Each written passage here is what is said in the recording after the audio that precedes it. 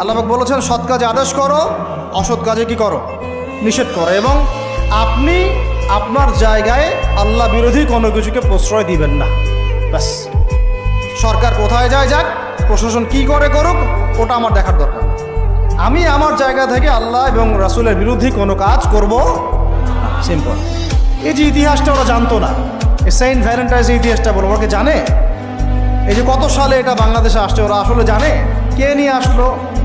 দেখেন, ওটার বললামই, ওটা আনার পরে জেনা, ব্যভিচার, ফ্রি মিক্সিং, বাণিজ্য সব বেড়ে গেল। এটাকে কেন্দ্র করে কর্পোরেটরা এখন বাণিজ্য করতেছে।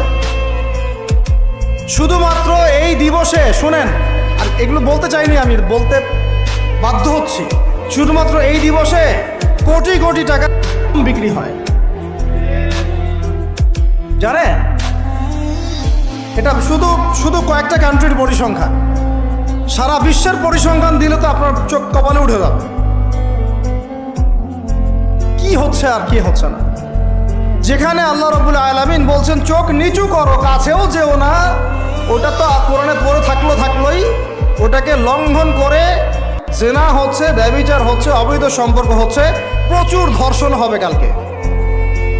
আর ধর্ষণ হলে আমি বলবো শুধু ছেলেটা দায়ী না, মেয়েরাও দায়ী আছে। তোমাকে মাহরাম ছাড়া কে বের হইতে বলছে? মাহরাম ছাড়া একটা মেয়ের হজ ফরজ না।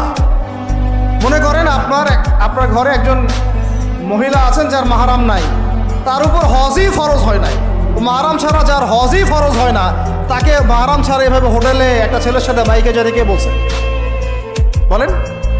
মাহরাম ছাড়া একটা মেয়ের সফর জায়েজ নাই, হজও জায়েজ নাই, হজ করার দরকারই নাই, সে ঘরে থাকবে, ওইটাই তার জন্য বেশি গুরুত্বপূর্ণ, ওটাই হুকুম আল্লাহ পাকের। আর সে মাহরাম ছাড়া এইভাবে এখানে ওখানে ঘুরে বেড়াবে, ছেলের সাথে আড্ডাবাজি করবে, টাঙ্কি মারবে, চটপটি